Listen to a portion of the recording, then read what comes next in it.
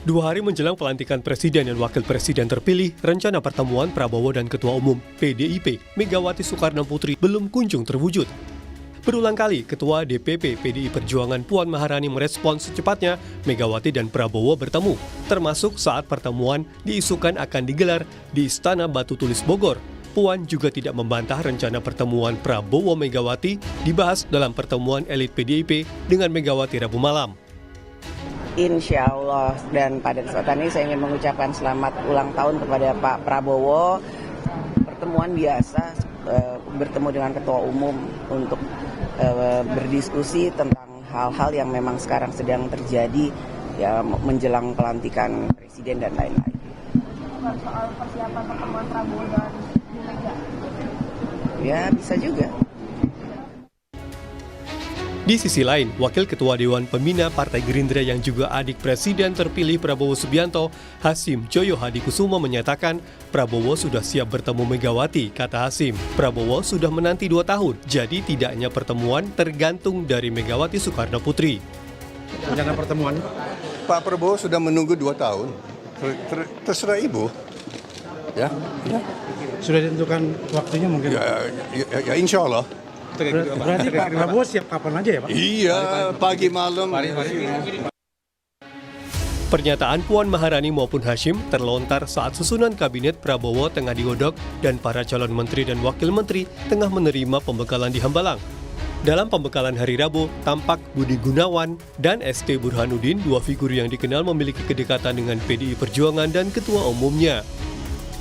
Pengamat politik Burhanuddin Muhtadi menilai sebelum kabinet resmi diumumkan Prabowo, PDIP masih berpeluang gabung pemerintahan. Menurut Burhan, kehadiran Budi Gunawan di acara pembekalan menandakan hubungan Prabowo dan Megawati kian dekat. Nah kalau Pak BG hadir langsung, apalagi mendapatkan posisi di barisan depan, itu menurut saya sudah makin dekat hubungan antara PDI Perjuangan dengan Pak Prabowo, terutama dalam pembentukan kabinet ke depan. Jadi jangan lihat dari KTA gitu, tapi lihat kedekatan. Kalau seseorang sudah dekat secara chemistry, secara apapun, itu KTA nggak ada apa-apanya. Ya. Jadi menurut saya Pak BG merepresentasikan bukan sekedar PDI Perjuangan, tetapi lebih-lebih sebagai orangnya Ibu Mega. Meski disebut akan mendukung pemerintahan Prabowo Gibran, sikap final PDI Perjuangan terhadap pemerintahan mendatang akan bergantung pada hasil pertemuan Megawati dan Prabowo. Tim Liputan Kompas TV. Meski santer kabar Presiden terpilih akan bertemu Ketua Umum PDI Perjuangan, nyatanya hingga 2 hari jelang pelantikan Presiden, Prabowo dan Megawati tak kunjung bertemu. Komunikasi antar elit Partai Gerindra dan PDI Perjuangan tampak intens, tapi belum jelas kapan pastinya Mega dan Prabowo bertemu. Apakah pertemuan Mega dan Prabowo yang tak kunjung terwujud ini sinyal PDI Perjuangan akan berada di luar pemerintahan? Kami diskusikan bersama Direktur Eksekutif Indobarometer M. Kodari yang waktu itu ikut pembekalan calon wakil menteri di Hambalang Bogor, Jawa Barat, dan Direktur Eksekutif Trias Politika Agung Baskoro. Selamat sore semuanya, apa kabar? Selamat sore. Selamat sore. Terima kasih sudah hadir dalam diskusi kami kali ini. Bung Kodari, gini, saya masih ingat betul sebetulnya Pak Muzani di MPR sempat bilang ada kader PDI Perjuangan dalam jajaran kabinet Pak Prabowo dan Mas Gibran di pemerintahan baru. Tapi sejak pemanggilan di Kertanegara sampai masa pembekalan kemarin tuh nggak kelihatan tuh kadernya.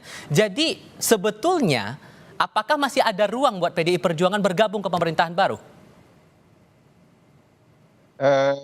Yang namanya ruang pasti tetap ada ya. Tetapi kalau saya justru kebalikan dengan Burhanuddin Muhtadi yang mengatakan masuknya BG itu atau kehadiran BG di Hambalang itu sebagai pertanda bahwa PDI akan masuk kabinet. Kenapa saya punya pandangan yang berbeda?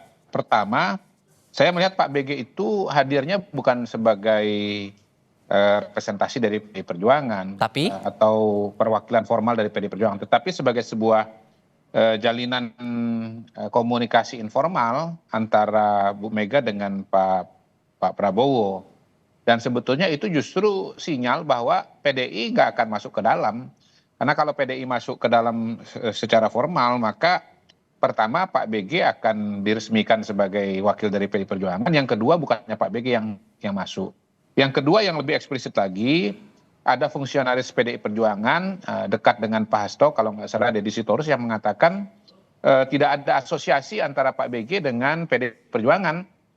Nah, kita tahu bahwa faktanya ya Bu Mega, Pak BG itu dekat sekali dengan PDI Perjuangan, dekat sekali dengan Ibu Mega, di mana ada pertemuan-pertemuan penting Bu Mega dengan tokoh politik, termasuk dengan Pak Prabowo, Pak BG ada di situ gitu. Jadi ketika BG dinafikan asosiasinya dengan PDI Perjuangan, menurut saya sebetulnya yang sedang dikatakan adalah PDI Perjuangan tidak akan masuk sebagai partai politik secara formal, tetapi ada representasi atau ada orang yang dekat dengan PDI Perjuangan sebagai representasi informal dari Dua PDI tokoh Perjuangan. itu tadi ya, Begitu BG dan analisa juga saya. Sanitiar Burhanuddin itu?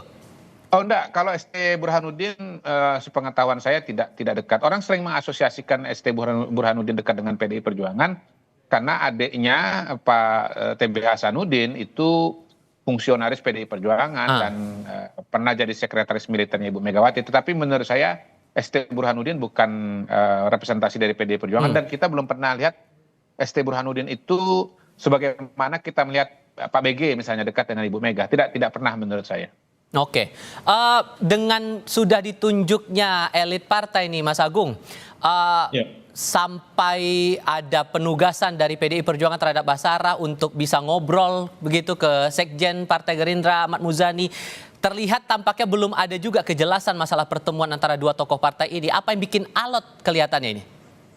Ya, saya mendapati yang membuat semacam alot ada pertemuan hari Minggu di Solo bersama Pak Prabowo, Mas Gibran, dan Pak Jokowi, Mas Tifal. Saya kira sedikit banyak ada saling berkelindan, saling bertaut, ya karena setelah itu kita tahu ada parade ya, kalau bahasa Bang Kodari catwalk politik di Kertanegara, kemudian ya pembekalan dan seterusnya. Jadi kaitan itu sangat kuat saya kira karena jeda waktunya tidak terlalu jauh ketika memang ada arahan pertemuan Pak Prabowo dengan Ibu Megawati. Jadi pertemuan hari Minggu itu buat saya pribadi ya, saya nggak tahu teman-teman atau elit yang lain media sudah memprediksi pertemuan di Solo dengan Mas Gibran dan Pak Prabowo itu terjadi atau tidak sebelumnya, tapi buat saya pribadi itu agak mengagetkan karena saya pikir pertemuan Pak Prabowo dengan Ibu Mega sebenarnya di Jakarta seperti itu. Jadi sedikit banyak ada side effect dari pertemuan di Solo sehingga membuat pertemuan di Jakarta tertunda hingga hari ini seperti itu. Oke, kalau kemudian begitu,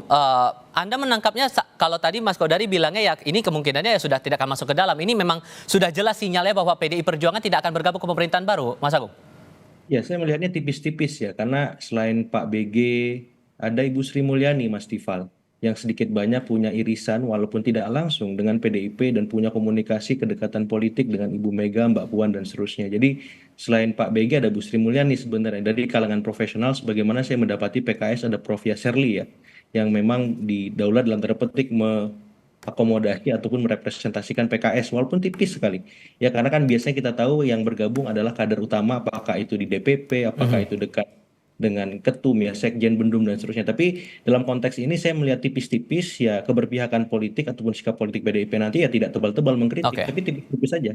Karena Pak BG di sini sebagai komunikator ataupun konektor yang membridging antara Ibu Mega, Pak Prabowo, bahkan Pak Jokowi bahkan seperti itu. Oke, titik sidebacknya pertemuan di Solo nih, Mas Kodari tadi disinggung sama Mas Agung begitu. Apakah kemudian ada efek Jokowi yang membuat akhirnya pertemuan ini nggak jelas juga nih terjadi atau tidaknya menurut Anda, Mas Kodari? Saya berbeda pandangan ya. Pertama, Pak Hasim itu sudah mengatakan bahwa Pak Prabowo udah mau ketemu dengan Bu Mega, sekarang tidak terjadi, dan itu mengindikasikan bahwa nggak ketemunya itu bukan karena variabel yang baru-baru saja, tapi sudah ada variabel yang lama ya. Nah, itu saya nggak tahu pasti itu. Kalau 2 tahun itu apa indikatornya? Kalau setahun saya kira bisa dijelaskan dengan perbedaan pendapat soal pilpres ya, beda calon, beda jagoan dan seterusnya. Nah, kalaupun ada variabel yang agak dekat yang mau dianggap sebagai batu sandungan, menurut saya namanya gugatan PDIP di Petun ya. Gugatan PDIP di Petun itu menurut saya adalah kuldesak ya, atau jalan buntu sebetulnya bagi PDI Perjuangan, karena akan sangat aneh, sangat kontroversial apabila PDI Perjuangan masuk ke dalam kabinet Prabowo Gibran, sementara pada sisi yang lain mereka sedang menuntut agar pencalonan Gibran itu dibatalkan. Gitu. Nah masalahnya kan kalau misalnya Bu Mega atau PDI Perjuangan menarik gugatan di Petun, maka itu sebetulnya membatalkan semua argumentasi PDI Perjuangan soal kegelapan demokrasi, soal kecurangan pemilu dan yang lain-lain gitu. Jadi menurut saya sih PDI Perjuangan sudah terkunci ya posisinya, nggak mungkin masuk ke dalam kabinet. Faktor menteri era Jokowi yang beberapa juga masuk ke pemerintahan Prabowo itu juga jadi hal yang krusial juga tidak menurut Anda, Mas Godari? Kalau di masa lalu kan memang itu juga persoalan PDI Perjuangan. PDI Perjuangan seperti tidak konsisten karena di satu sisi mereka menganggap Mulyono ya, Pak Jokowi dijuluki sebagai Mulyono dengan nada negatif ya, sebagai perusak demokrasi, tetapi mereka menjadi bagian dari pemerintahan Pak Jokowi. Oke lah kalau yang dulu mereka masih bisa berargumentasi bahwa Pak Jokowinya baru tersesat belakangan aja dulu dan mereka menjadi pendukung Pak Jokowi dari awal. Tetapi kalau bicara kabinet yang baru kan itu tidak bisa dicarikan solusinya. Kalau mereka memang mau masuk ke dalam kabinet maka mereka harus menyatakan secara terbuka menarik gugatan di PT UN. Tetapi kalau menarik gugatan di PT UN, maka semua sikap politik mereka selama ini, terutama oleh Mas Hasto ya yang paling kenceng ya, termasuk juga tulisan Ibu Megawati di Kompas itu semua harus ditarik semua dan itu semua dibatalkan. Nah, Oke, sorry saya potong di situ. Logikanya mengunci PDIP agar tidak masuk ke pemerintahan baru itu gimana, Mas Godari? Iya, kalau mereka mau masuk ke dalam kabinet, lalu mereka masih mengajukan gugatan Petun yang sampai sekarang masih berlaku itu, maka orang akan ketawa gitu. Anda ini masuk kabinetnya Prabowo Gibran, tetapi Anda meminta pengadilan untuk membatalkan Mas Gibran. Oke. Nah di sisi yang lain analisanya bisa diperpanjang begini. Ada keinginan untuk menyingkirkan Gibran dari Prabowo Subianto, tetapi Pak Prabowo-nya tidak mau melepaskan diri dengan Mas Gibran.